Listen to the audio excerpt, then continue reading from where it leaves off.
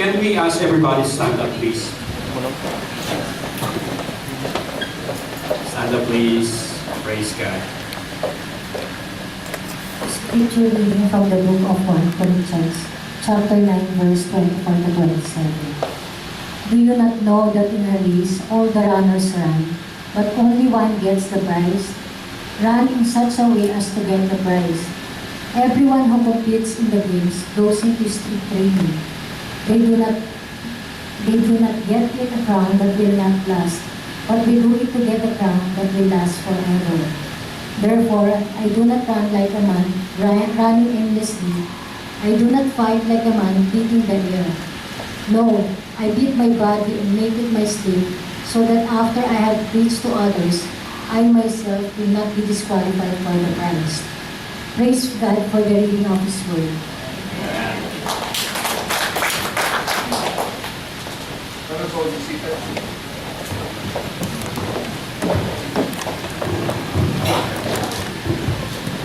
Are we all blessed? Can you hear me at the back? It's so good to be in the house of God.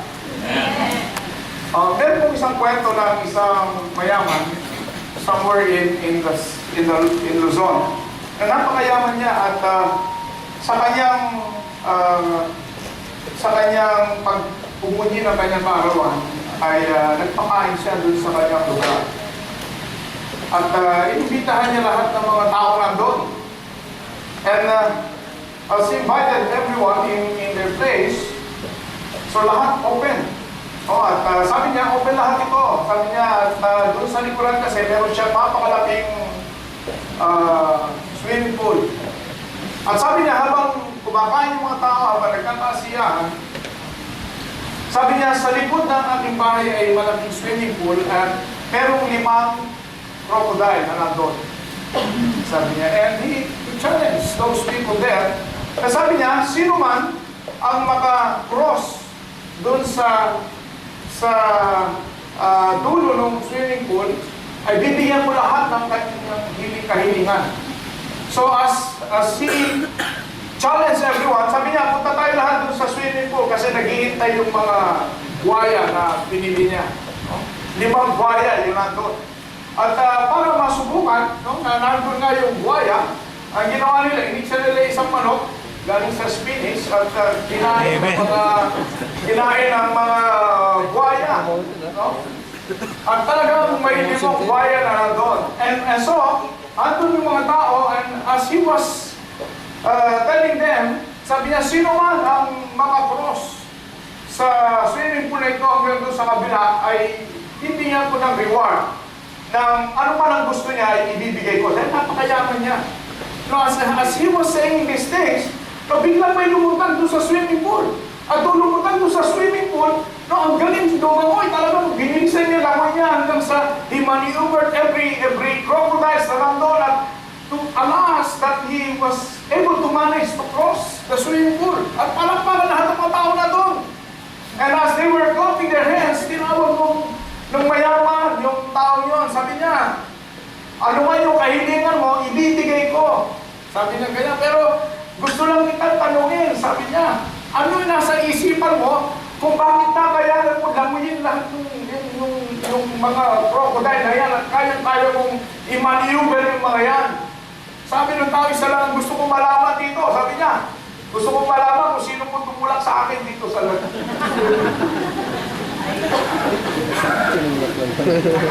Pero sabi niya, dahil tinulak na rin ako, nandun na rin ako, I did my best to cross the swimming pool. Amen?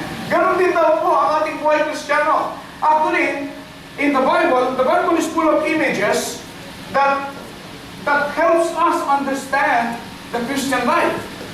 Now, ang sabi ng Bible, we are the army of Christ and we are the body of Christ. Tama ba? Diba, these are images that we are all army of Christ. I remember nung ako po ay unang makakilala sa Panginoon, umuwi ako ng Pilipinas dahil yung mga kapatid ko ay pawang mga sundalo.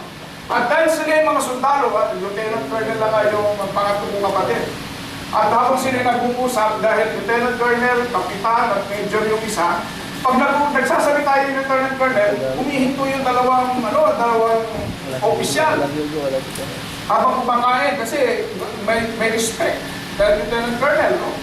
Sabi nila, kuya, dapat huminto ka rin. Sabi ko, dapat huminto. Kayo Lieutenant Colonel lang, kaya po General ako ni Lord. Di ba? Sabi mo sa katabi mo, General ka ni Lord. Hindi general problem, ha? General ka ni Lord. Amen? So we are the army of Christ as well as we are the body of Christ. Amen? May kamay, may paa. Kanya nga dito, may kanya-kanya po tayong gifts. Amen? May gift ng pagsasalita, may gift ng pagsasayaw, may gift ng pag-awit para mabuo yung katawan ni Kristo. Amen? And then, the Bible says that we are the ambassadors for Christ, representing Him in this world. Amen? Sabihin mo sa tabi mo, you're ambassador of Christ. Amen? Kaya kung ikaw ay ambassador of Christ, tingnan niyo mga kababaihan ngayon. Hallelujah! Talagang ambassador ang mukha kayo. Amen? Palakpakan nga po natin mga kababaihan. Ay, dito, kita mo naman, no? Ngayon lang ako nakakita na karamihan ng mga kababaihan natin nakapalda ba yan? Yes. Fresh. Nakadress. Praise God. Ano ba? Magaganda. Magaganda nga, tapos nakadress pa, habang gumaganda. Kaya nga sabihin mo sa paganda ka ng paganda. Hallelujah. Amen? Dahil anak niya ng Diyos. Not only that, the Bible says that we are the living stones. Amen? Conformed or created in the image of Christ. Amen? Kamukha mo ang Diyos. Kamukha mo ang Panginoong Jesus. Kaya nga, wala makakapagsabi sa atin na tayo'y pangit. Amen? Dahil kamukha tayo ng Diyos. Amen? Tingnan mo ang katabi pang babay, ha? Amen? Hallelujah. And then you are created in the image of Christ. Now, not only that, the Bible says that we are the branches and Christ is the vine. And to add in that we are the bride of Christ, preparing for His return. And these are the images that the Bible shows us to help us understand the Christian life. And not only that, we are the salt and light. Amen? You are the salt and light. Sabihin mo sa katabi mo, you are the salt and light. You are the salt and light. Kaya na hindi ka pa nga nagsasalita, nakikita na sa iyo yung kakaibang ugali, yung kakaibang glory ni Lord. Meron kang Shekinah glory. Amen? You have a Shekinah glory. Sabihin mo, may Shekinah glory na. May Shekinah glory ka. Amen? Na nakaka-attract ng mga unbelievers. Amen? Because we are the salt and light. Amen? And then, the Bible says, in all of these analogies, God has made an analogy that compares us to running a race. God compares us to running a race. Now, this race did not begin when you were born, but the race began when you were born again. The race began when you received Jesus as our Lord and Savior. The race starts. The race starts when you receive Jesus as your Lord and Savior. And now we are of the different races. I have my own race. You have also your own race. But all these races revolve around in the love of Christ to believers and to unbelievers. Amen? Kaya nga meron tayong race at kung ikaw ay kumilala na sa Diyos, meron ka ng race na tinatakbuhan. Nasa sa iyo yun ngayon. Kung paano mo matatapos yung race na yun. Amen? Because God, I believe, will finish the race because He is with you. Amen? Amen? So, merong race. Sabihin mo sa tabi mo, you have a race to run. You have a race to run. Hallelujah. Amen? You have a race to run that God has set aside for you and me. Iba ang race na dinadaluhan o tinatakbuhan ni Brother Ernie. Iba ang race na tinatakbuhan ko. But the bottom line is this. We all lead to the goal, to the finish line. We all need the prize. Amen? We all aim for the prize. Amen? And then, when this one, see, when you run a race, there are sometimes obstacles in life. It's not all smooth. So, sa pagtakbo po natin ng race na binigay sa atin ni Lord, it's not all smooth. It's not all in bed and roses. It's not all good races. There are races where sometimes we are up, sometimes we are down. There are races where sometimes we experience distractions. Sometimes in our race, we experience problems in life. But let me make it more personal. Perhaps you are looking for a job and still you are not have job. Or perhaps you are searching or you are looking for a good relationship to your children or even to your wife or to your husband. These are the race, these are distractions that is somewhere along happens in our race. Amen? To reach the prize, to reach the reward. Amen? May ups and downs. So sinasabi, tama ba yun? Ups and downs, tayo sinusundan. But sometimes when we go to the downs in life, sometimes we give up. Sometimes we seem to be very down as we were in the downs of our lives. But God has given us these downs in our lives to teach us, to put us into another level of our faith. Amen? And that is why God don't want us to give up. God is saying, don't quit. You know, if you have those downs in life, if you have those races that seems to be difficult in our lives, don't give up. Because God is something. There is a reward on the other side of it. Amen? And this is the title that we have in John 16:33. That, yes, it says here, can we all read together? I have told you these things so that in me you may have peace in this world. You will have trouble, but take heart. I have overcome the world. Amen. This is the promise of God. Though we have downfalls in our life, but God, Jesus was saying here, take hold, take heart, because I have overcome the world. And that means that we are all winners. We are all victorious. Sabi mo sa katabi mo, you are victorious. You are victorious. Sometimes you are still in the down and you can see that you are victorious. But by faith you believe that God will make you a victor and not a victor. Amen? And then as we go to this title, God is giving us this title, run your best race. Hallelujah. Sabihin mo, run your best race. Run your best race. Sabihin mo sa tabi mo, run your best race. Run your best race. Hallelujah. Hallelujah. Run your best race. This is what God is telling us. Paul was telling the Greek people that you have to run your race because he was looking at the commonalities of the Greek. We remember the Olympics began in Greece. Yes. Paul was saying to the Greek people because they are so familiar with running a race. And in Greek race, there is only one winner. That if you place second, you are still a loser. There is only one winner, the one who wins. No second place, no third place. And Paul was repelling this to the Greek people because he was telling them that every one of us is running for a race. Amen. Now let's look at verse 24. In verse 24 here it says, do you not know that in a race, all the runners run, but only one gets the prize? Run in such a way as to get the prize. Napakaganda po ng sinabi ko rito. But Paul was saying here that we need to begin to run the race and aim to win. You cannot run the race if you will not begin. Tama ba?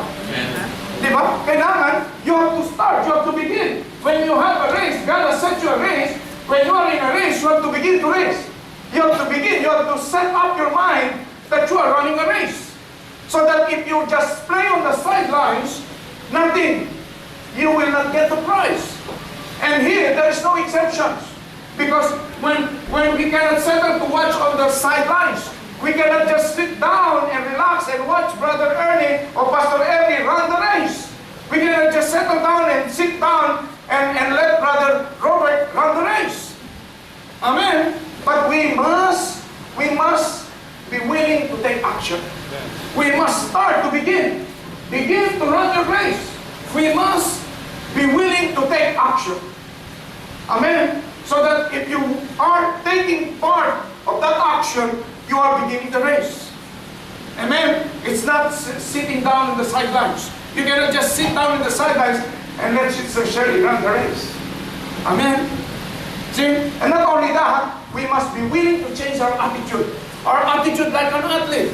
You need to make your body, amen? Ano ba? Physically fit. Amen, no? Kaya nga meron tayong group na fitness. Tama ba yan? Shekinah Grace Fitness. And even mamaya, may mga basketball, mga kalalakihan. Amen? Di ba? Why? So that you can make our body, physical body, strong. Amen? That hindi na po pwede na kain na tayo na kain. Amen? Kailangan, meron tayong ehersisyo, meron tayong exercise for our physical body. Kaya nga pag wala tayong exercise, pag upo mo, inaantok ka na. Inaalihan ka na ng demonyo. Amen? Kaya pag meron ka kahit sa trabaho natin, kahit sa ating paglakad dito sa tatlong ito, kailangan natin ng exercise. Kaya nga dito, even in our praise and worship, we do exercise. Di ba? Nag-exercise tayo, amen? Kaya nga talagang, kung tayo talagang gusto natin, pawisan ka lang ng konti, hallelujah. Buhay na yung mga, hallelujah, mga ugat-ugat mo. Amen? And there is one story, one study made by Japanese, that even though, sabi niya, when you clap your hands, sabi ng isang Japanese scholar, he made a study na when you clap your hands, lahat daw ng brains mo, nabubuhay. Amen? Kaya kung ikaw hinaantok, pagpalakpak mo, nag-exist. Amen? Isang ako palakpak sa Panginoon. Yung palakpak sa Panginoon. Yung palakpak sa Panginoon. Yung palakpak na nabubuhay ang lahat ng ating mga lahat ng ating mga ugat. Mga Diyos. Hallelujah! At sagay po, hallelujah! Jesus! Amen! See, nabuhay tayo lahat. Amen? Kasi yung mga brains daw natin, nabubuhay pag nagpapalakpak. Amen? Kaya nga, kung yung hapon na yun, na-experience yun, si Lord matagal na niya sinabi sa atin, clap your hands, all nations. Sabi niya ganyan. Bakit? Kasi nga, mabubuhay ka pag ito'y pumapalakpak. Nagigising ka pag ito'y pumapalakpak. Hallelujah? Amen? And then, we must be willing to keep moving even when we feel like giving up. Kaiba ito. Amen? Na minsan nato tayo sa downs ng ating buhay, no? Sabi ni Lord, sige lang, takbo ka lang. Amen? Kasama mo ako. Amen? Di ba may mga bagay na dinadanas tayo, may mga problema tayong dinadanas, but when we keep on moving and moving and moving and serving God, ipasubo mo ang sarili mo sa gawain ng Diyos at ang Diyos ang bahaguan sa lahat ng bagay na Panginoon. Amen. Amen? Ganyang kabuti ang Diyos. But she said, begin to run the race and aim to win. Hallelujah. Because there is only one winner. Amen? There is only one winner. When you play second, wala yan. Amen? You must be a winner. Amen? Hallelujah. Amen.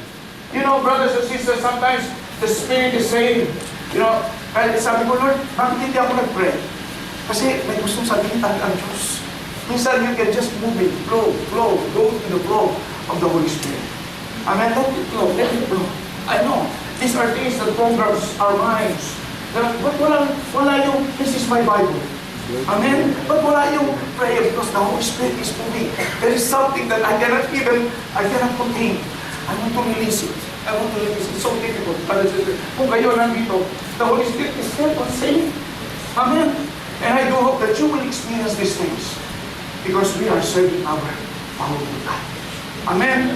And then as we move on here in Hebrews 12:2, pakipasa nga po. Sabi niya rito, pakipasa po ng malakas. Therefore, since we are surrounded by so great a cloud of witnesses, let us also lay aside every weight and sin which clings so closely, and let us run with endurance the race that is set before us. Amen. Run with endurance. Wow. This is so beautiful.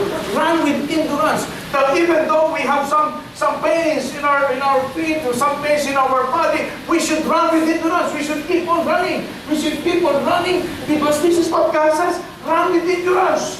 We need to finish the race. Hallelujah. And then it says, I press on toward. Paul was saying here, I press on toward the goal to win the prize for which God has called me heavenward in Christ Jesus. That each and every one of us have an assignment. God has given you an assignment. God has given me an assignment so that these assignments will glorify God. Amen? That God has given you an assignment to do in this world. That's why Paul was saying, press on toward the goal. Press on the assignment that God has given you to finish that assignment. Amen? To finish that kind of thing because God wanted you. God has called you to heavenward in Christ Jesus. Because it will glorify the name of God. Ask yourself, what kind of ministry am I ready to serve God? What kind of ministry that God is giving me? What kind of ministry that God wanted me to be? Amen? To be running my race. Some of you might be just running the race without goal. Some of us just running because someone is running. But God wanted us to press on the goal, to press on the assignment that God has given you, so that you can aim for that goal. But if you don't have that assignment, if you don't have that goal, you will just run and run and run. Nothing. Hello? Amen? But God wanted us to run the race with a goal. If we don't have the goal, running the race is good. But if you don't have that goal in running that race, you will end up with nothing. But God wanted us to run that goal and finish that race.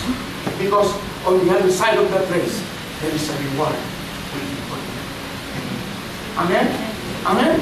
And then it says, 1 Corinthians 9:25, it says, everyone who competes in the games goes into strict training. Everybody say strict training. Strict training. They do it to get a crown that will not last. But we do it to get a crown that will last forever. That will last forever. Now, first, God is saying here that eager to acquire. We must be eager to acquire the eternal crown. First, we need to begin the race, and then eager to get the crown, eager to finish that goal, eager to finish that race that God has set us up. Amen? Why? Because He disciplines and controls Himself. That as you are eager, you need to discipline yourself. You need to discipline yourself in terms of your body. The believer controls his body, what you eat and how much you eat. Amen. Tama ba?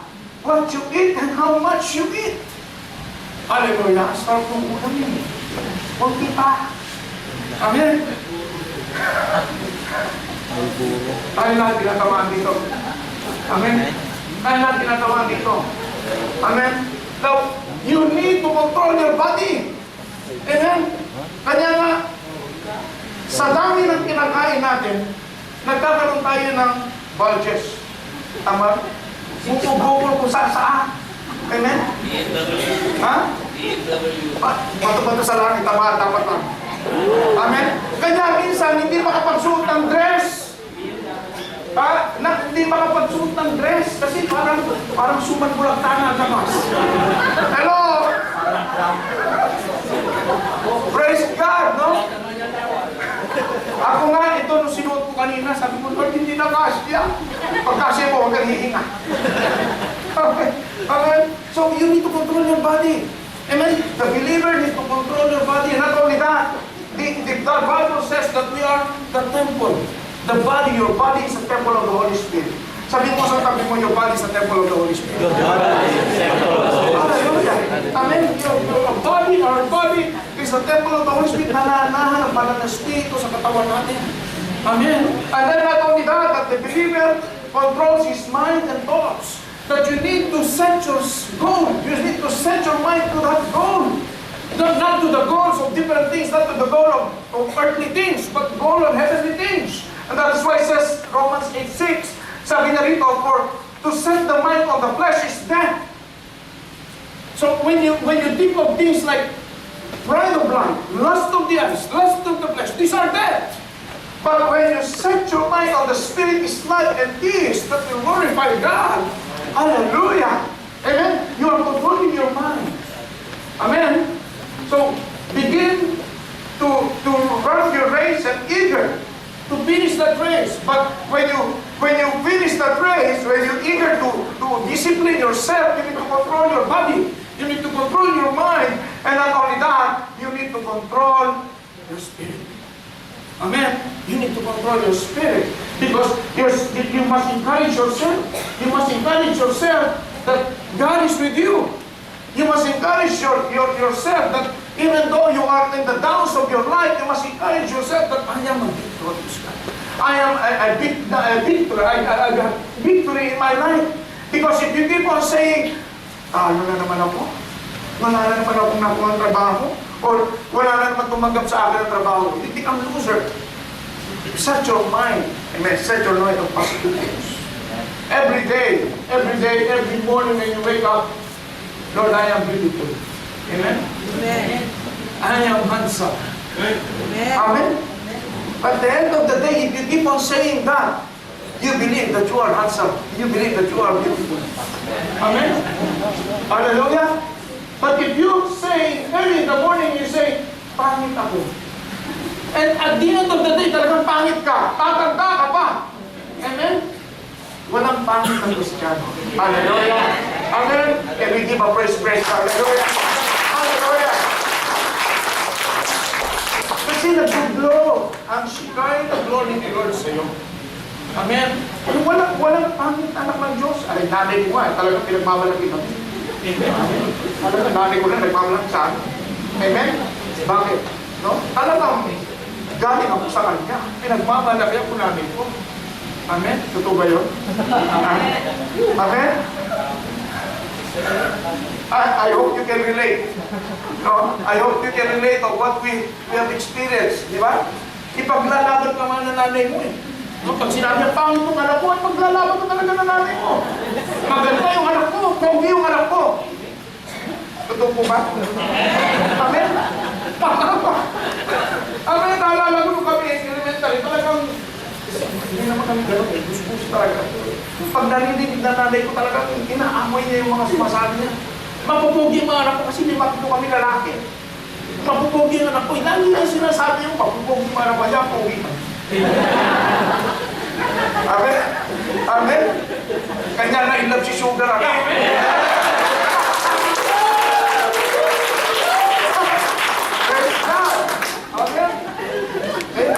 Dapat, kailangan, pagpasok mo pala, umaga pala pag-gising mo, Lord, salamat sa buhay mong buhay. Lord, salamat dahil ako'y pugi. Salamat dahil mayroon akong magandang pagpapala na tatanggapin sa umaga. Amen? Bakit? Kasi you need to be positive. Don't think negative. Kasi the more you think negative, the more it comes to you. Amen?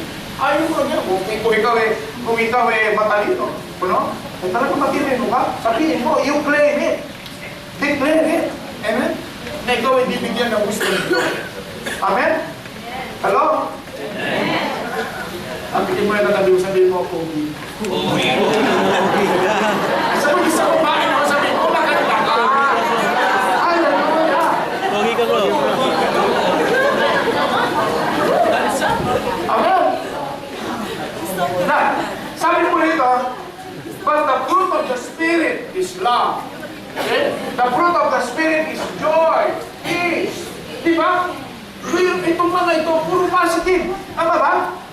May negative pa rito sinabi si Lord na yung fruit natin, yung character natin ay nabago because of the love, joy, peace. Amen? Hindi peace 1, peace 2. But peace, kindness, goodness, faithfulness. Napakagandang character na binibigay sa atin ni Lord yan. Kaya nga po sabi nila, na pag sinabi nila na yung na-evangelize mo, bunga mo, mali po yun. Yung bunga na sinasabi rito, yung character mo, yung love, yung peace, yung joy, yun ang binago ni Lord, yun ang inilagay niya sa'yo. Nung ikaw ay tumanggap sa Diyos, yun ang naging bunga mo. And then, hindi mo natin masasabi na bunga ng tao. Hallelujah! Amen? Nagkakasabi niya, the believer controls his spirit. Amen? And not only that, the believer works out consistently in ministry and service to others. Yan ang gusto ni Lord sa atin. Amen? Kaya nga po sabi sa Galatians 1:6-10, sabi niya, pakibasa nga po ng malakas. Therefore, you have opportunity to do good to all people,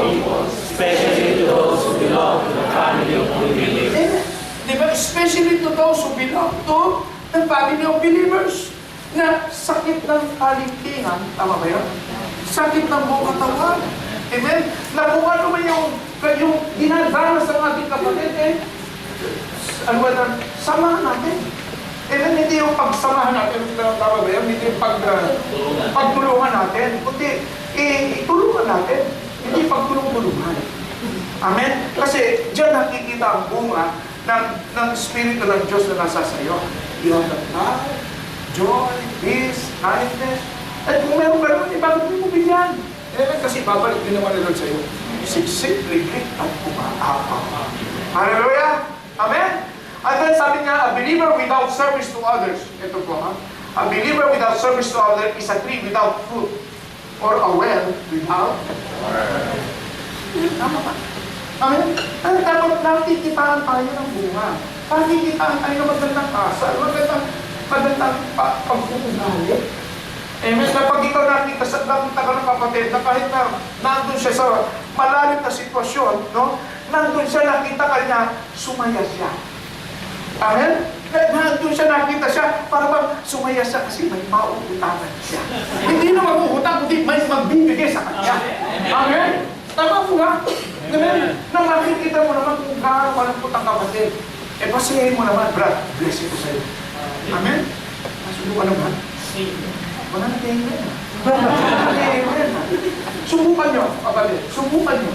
Subukan nyo mag-bless ng kapatid. Try to bless someone. Nagkailangan ng blessing.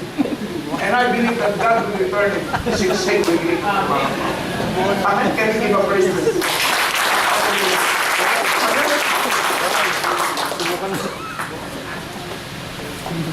He disciplines and controls himself. And then not only that, his eyes fixed at the finish line. Napakaganda. Your eyes are fixed to the finish line. Na kahit na ano yung mga negative things along the way as you run the race, amen? Hindi mo nilalintanan yung mga negative. Uy, walang trabaho yung kapatid mo. Uy, hinahanap ng humingi ng pera nanay mo. Uy, hindi mo nilalintanan yan kasi you are God who will provide. Our God will supply all our needs. Amen? Kaya nga, His eyes fixed at the finish line. This is our finish line, the spiritual finish line. Amen? And those crowns, God said, have a lot of crowns. God has given us 5 crowns. Amen? God has given us 5 crowns. One crown is a crown of rejoicing. Everybody say crown of rejoicing. Crown of rejoicing. For those who win others to Christ. And this is sometimes called the soul winner's crown. Amen? These are people or believers who have directed others to Jesus. Ito yung mga evangelism team natin.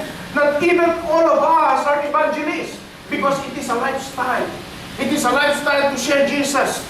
Na doon pa lang sa pagtanong niya sa iyo, anong kakaiba mo? Ano yung meron ka? I have Jesus. Amen? Yun lang. No? Hindi mo na kailangan pa. Hindi ko alam yung poor spirit mo. Kailangan tatawagin mo si Brother Mentel. Kailangan tatawagin mo para matanggapin. Andun ka na nga eh. Pag hindi mo alam ang poor spirit mo, invite mo sa church. Punta ka Friday doon sa Royal Ascot. Pagiging royal ka. Amen? Royal family. Amen? No? So, it doesn't mean na may training ka ng evangelism na tatakot na poor spirit mo, kung tatakot na kung ano yan na binisiya sa ulo pa. Yung mismong testimony mo is already a blessing. Amen? Kaya nga I believe, no? Mas dahil po tayong nadami kung bawat isa sa atin ay magpagaling sa Diyos because there is a crown waiting for us. One of the crowns, one of the rewards waiting for us is the crown of rejoicing. Amen? And then, the crown of rejoicing, the crown of righteousness. For those who look for and love Christ's return. Now, these are people who live with determined faith in Christ. Determinado na because of your determined faith in Christ, ang demonyo tinatantanan ka. Alam niyo po ba? You know, ang leon pag umatake sa Africa, there is a concept that ang leon daw pag umatake, no, ang ginagawa niya, pag nakakita siya ng kawan ng mga deer, ang ginagawa niya, i-charge niya muna yon.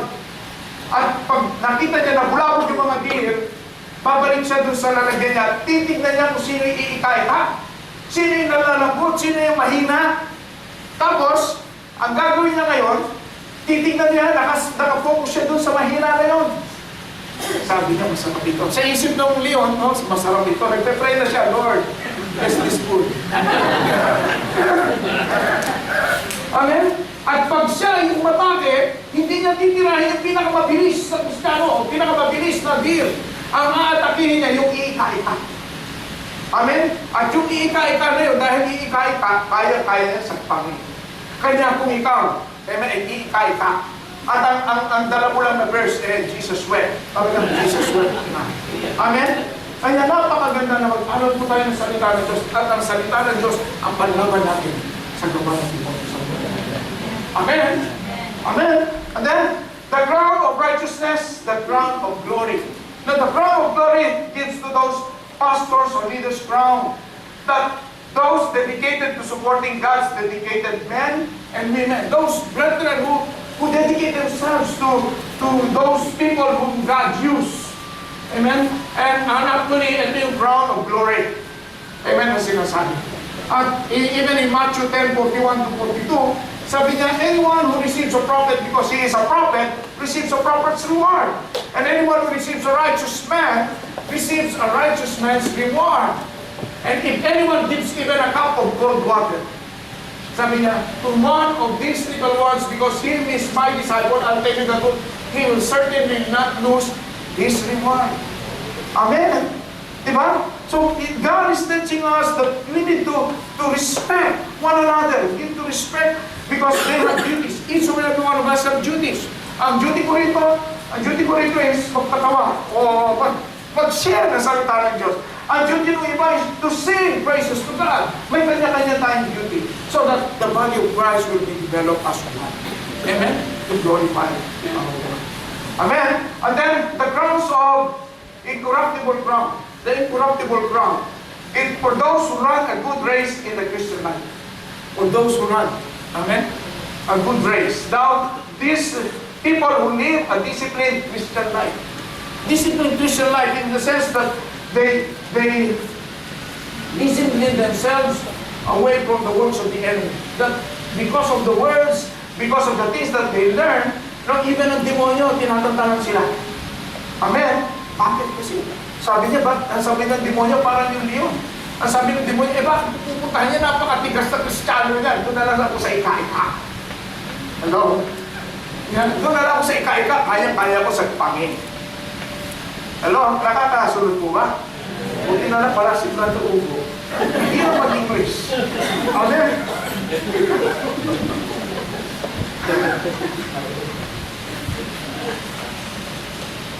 Nakakasunod po ba?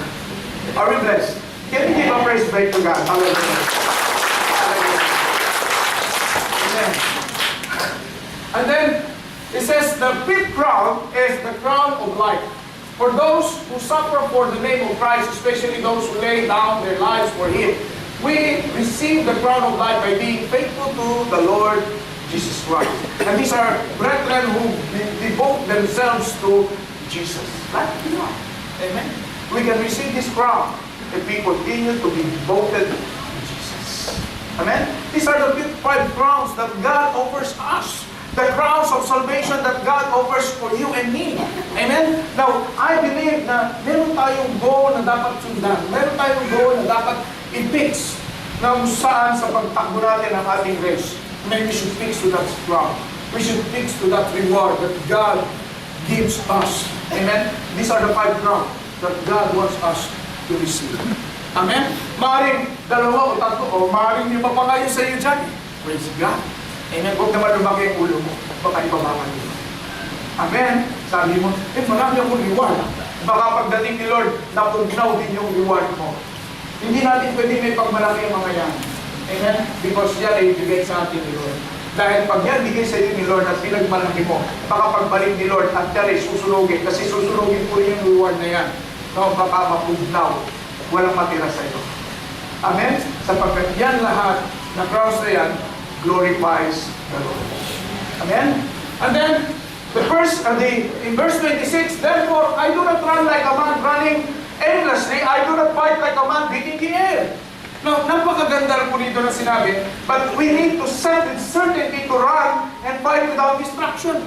We need to set certainty. Now, certainty are things which are sure, which we are sure about it. Now, do not run like a man running aimlessly. Imagine, why? Because you must run with the goal. You must run with fixing your eyes to the goal that God has set you.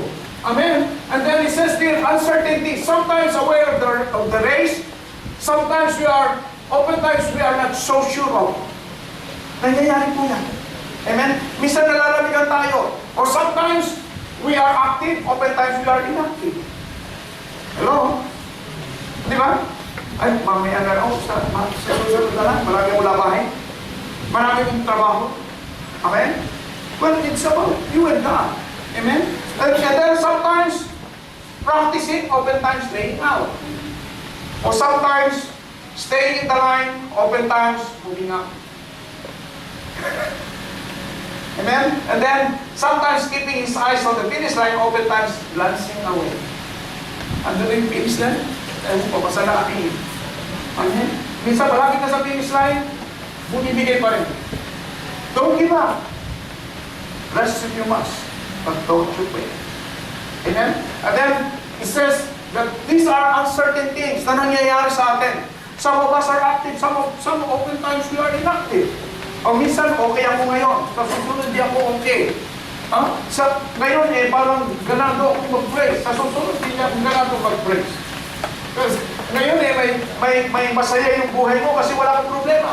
Pag may problema ka, ay, mamaya na ako, tapos may praise and worship siguro mga ganitong oras. Sina siguro mamaya. O kaya, doon na lang ako sa may giving. Buti na lang, sa giving ka pa bumiga. Amen? See, these are uncertain things that happens in our lives, in our Christian lives. Amen? And then, we must be certain. He knows where the trap is. When you are certain, you know where the trap is. And not only that, you know where the lines on the trap are. Alam mo kung saan yung tinatakbo mo. Alam mo kung saan yung patutunguhan mo. Mahirap yung pinapatunguhan mo sa kabila. Amen? And then, he knows where the finish line is. Napakaganda kung alam mo yung finish line. And Jesus is the finish line. Hallelujah. Amen? And then, like a boxer. Kilala niyo ito. Alam natin ito. Amen? But a boxer knows where the ring is.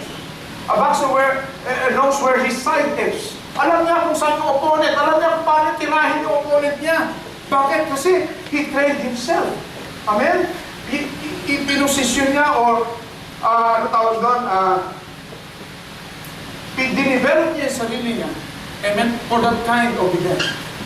Amen? And then sabi niya, he is not just swinging widely, hoping to hit the mark. Kita mo yun? And not only that, it says that he stays in the fight. He stays in and fight. Hindi yung pumunta siya ron, nagpatama. Now, let me just look at this in Christian life. Sometimes, no, if we are not prepared on this stage, ang kalaban natin ang demonyo. Ang demonyo, titirahin. Maraming moves ang demonyo.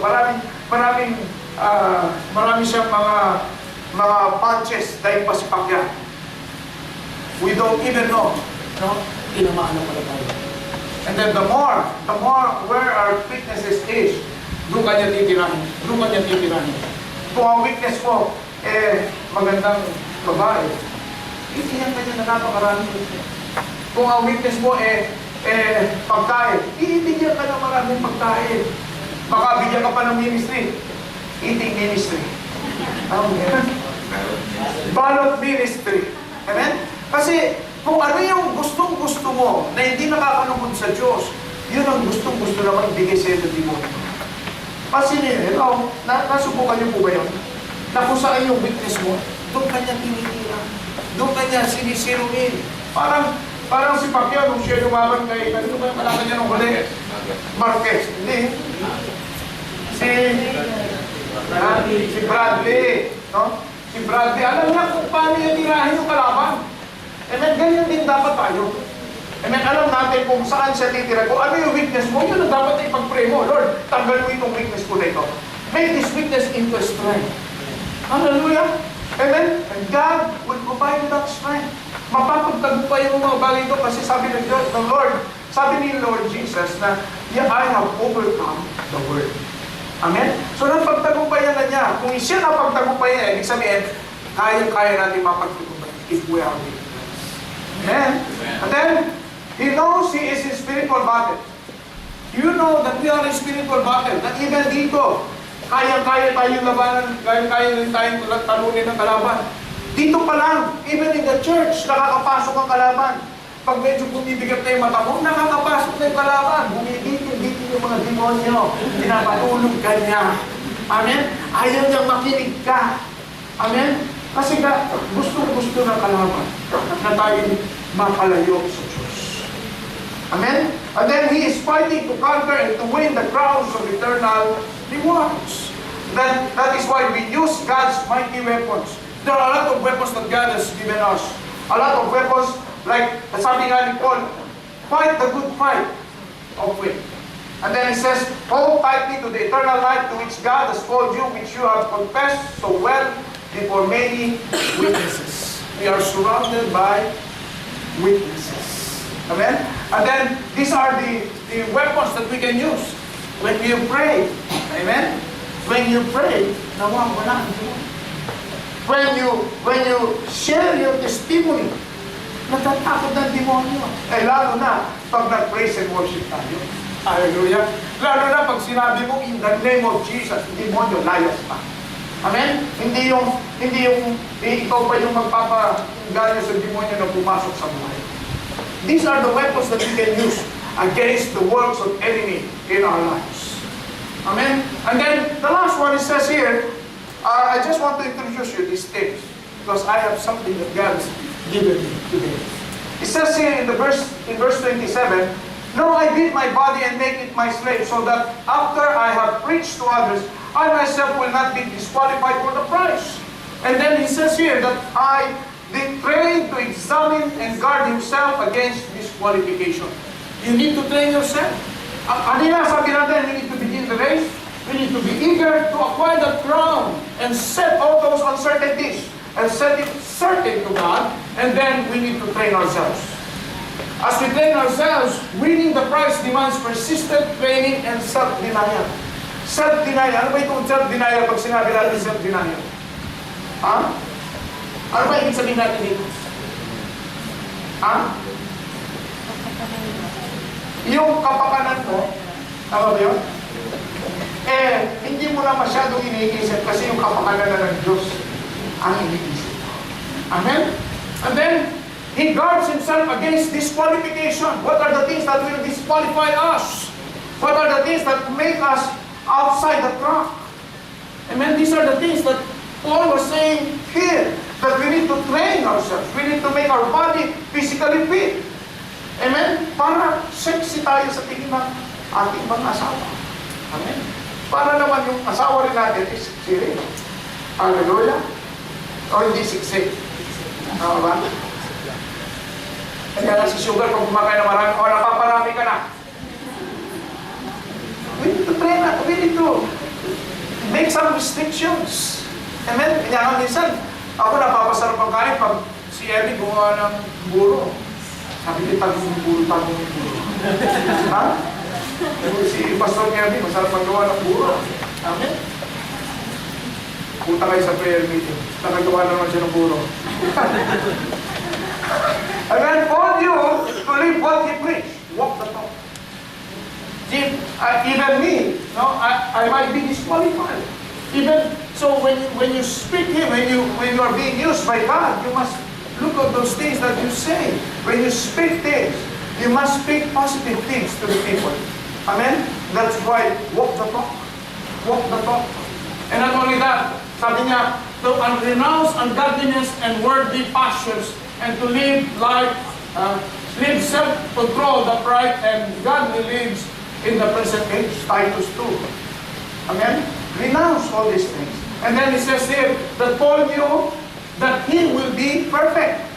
That you are being from glory to glory, being developed by God from glory to glory until perfection. Amen? Hindi pa tayo perfect sa ngayon. But when God returns, And we come to Him, we become perfect. But now God is developing us from glory to glory until perfection.